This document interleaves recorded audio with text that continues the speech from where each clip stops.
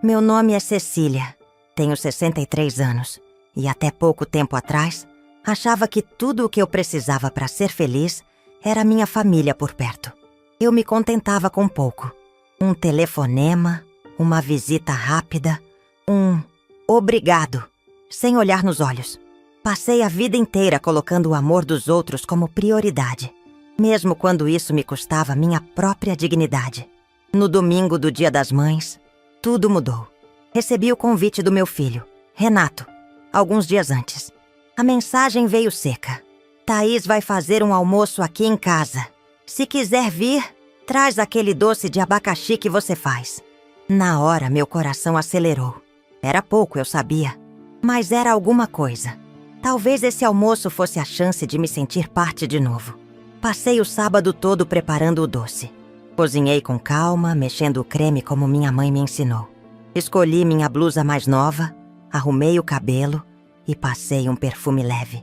Cheguei pontualmente às 11h30, como ele pediu. Thaís me recebeu na porta. Sorriso apertado como quem disfarça impaciência. Oi, Cecília. A gente ainda tá terminando aqui. Será que você pode colocar o doce na geladeira do porão? A de cima tá cheia. Assenti sem pensar. Peguei o recipiente, desci as escadas curtas que davam no antigo porão da casa. Aquele que um dia serviu de oficina para o meu falecido marido. A luz lá embaixo era fraca. O chão cheirava a mofo e caixas. Guardei o doce na prateleira da geladeira. Foi quando ouvi o barulho. Clac! A porta. Trancando. De início achei que fosse vento. Subi os degraus. Girei a maçaneta. Nada. Tranquei. Por fora. Bati. Uma vez. Duas. Chamei. Thaís? Renato? Nenhuma resposta. O som abafado de talheres e vozes começou a subir do andar de cima. Risos. Pratos. Copos brindando. O almoço tinha começado. Sem mim. Fiquei parada. Em silêncio. O peito apertado. O coração batendo lento, como se não quisesse acreditar. Depois me sentei em uma das caixas. Fiquei ali por quase 2 horas. No escuro, no frio, com o cheiro de produto de limpeza vencido e lembranças que doíam mais do que o concreto sob minhas pernas. Tentei me convencer de que era engano, que alguém logo notaria minha ausência. Mas o tempo passava e nada mudava. Comecei a perceber. Ninguém ia descer. Eles sabiam que eu estava ali. Quando finalmente a porta se abriu, foi Renato quem apareceu. Mãe, meu Deus, a gente esqueceu que você estava aqui embaixo. A voz dele tremia de um jeito que não era arrependimento. Era desconforto. Thaís surgiu atrás dele, braços cruzados, olhando pro lado. Nenhuma palavra, nenhuma desculpa. Eu apenas subi as escadas, ajeitei a bolsa no ombro e disse: Tá tudo bem, eu já estava de saída. Saí da casa com passos firmes, mas o corpo todo tremia. Não chorei, não me expus. Apenas caminhei, quarteirão por quarteirão, com o doce ainda na sacola. Quando cheguei em casa, coloquei o pote na geladeira. Sentei no sofá e encarei o silêncio. Não era novo, mas nunca tinha sido tão violento. Não liguei para minha filha, nem para amigas, nem para vizinhas. Naquela noite fiz um chá de camomila. Coloquei o pijama e me olhei no espelho do banheiro por longos minutos.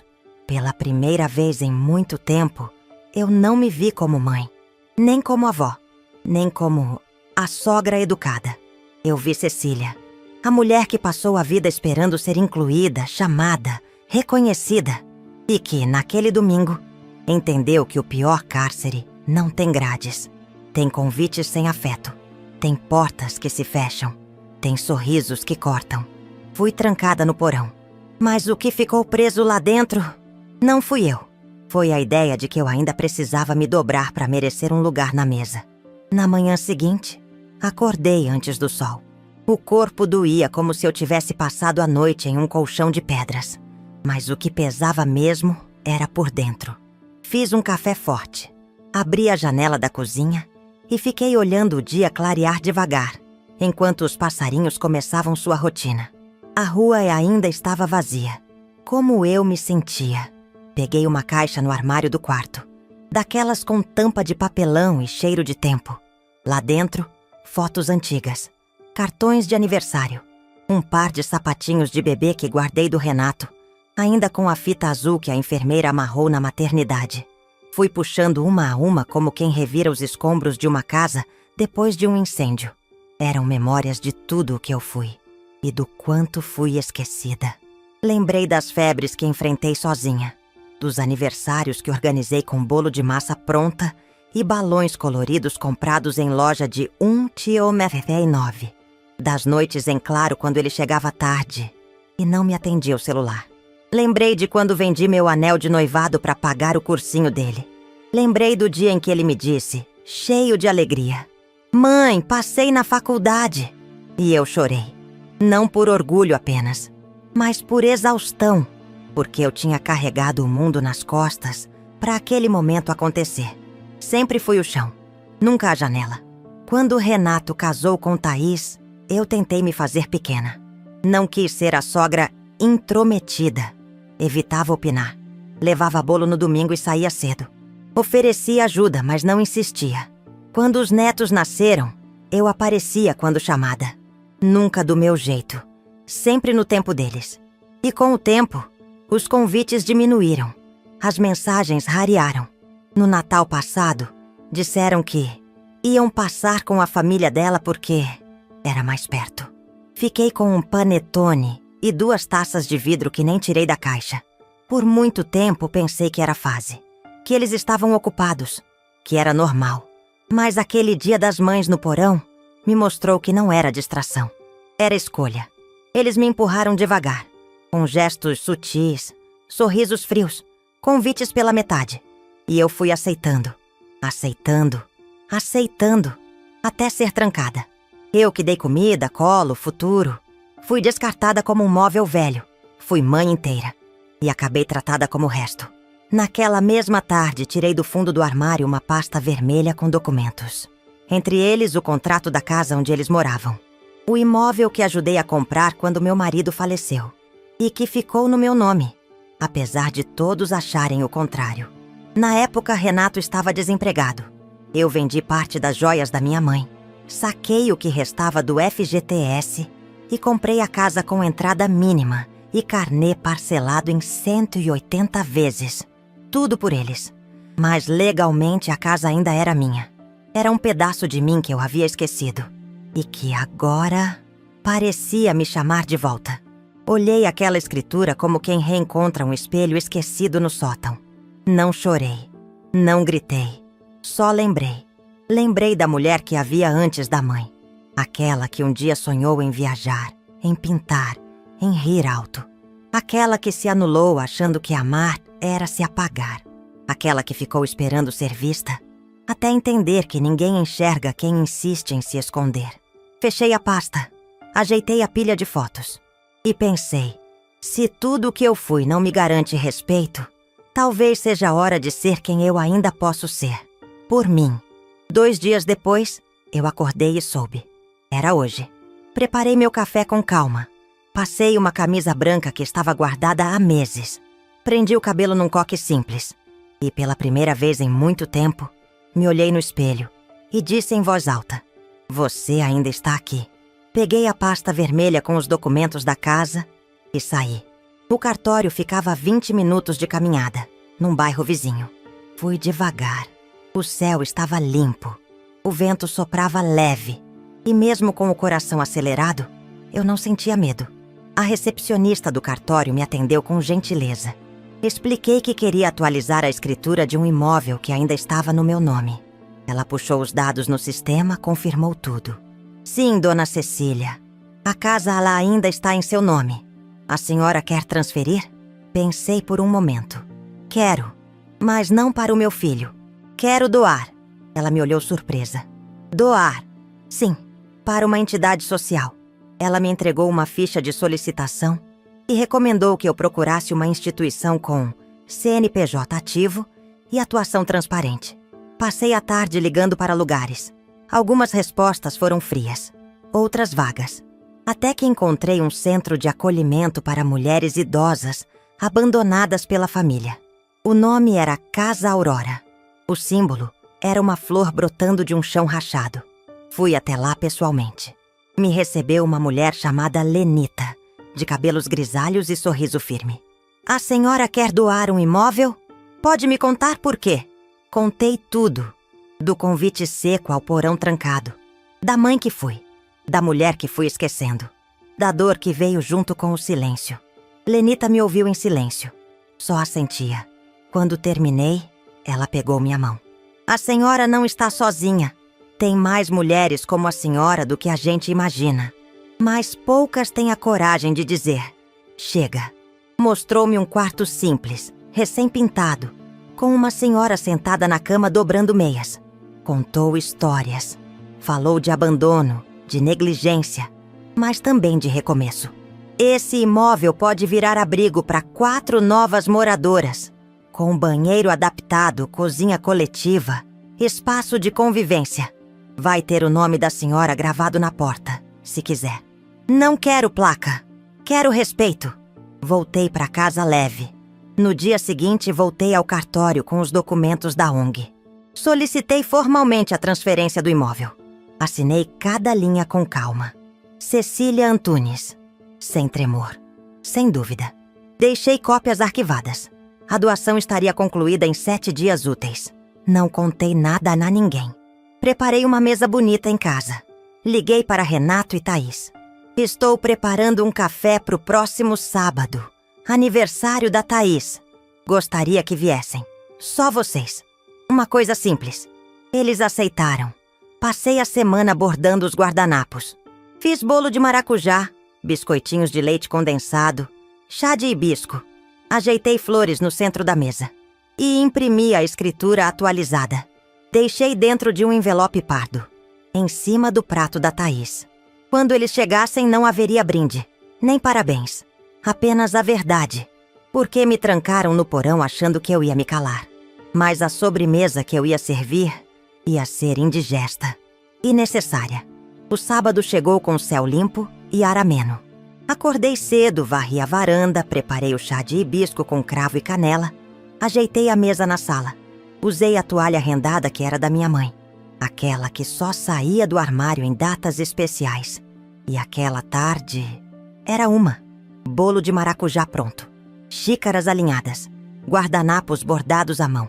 No prato da Thaís, o envelope pardo com a escritura atualizada. Em cima, uma flor do campo. Às 4 em ponto, eles chegaram. Thaís entrou com um sorriso protocolar. Renato, distraído, mexia no celular. Que mesa linda, mãe! Ele comentou. Preparei com carinho. Servi o chá. Ofereci bolo. Conversamos por alguns minutos. Coisas banais. A escola dos netos. O trânsito. O calor. Thaís parecia inquieta. Talvez desconfiada. Renato nem tanto. Ele falava como quem já tinha vencido o jogo. Como quem se senta num lugar que acredita ser dele. Por direito, por sangue, por costume.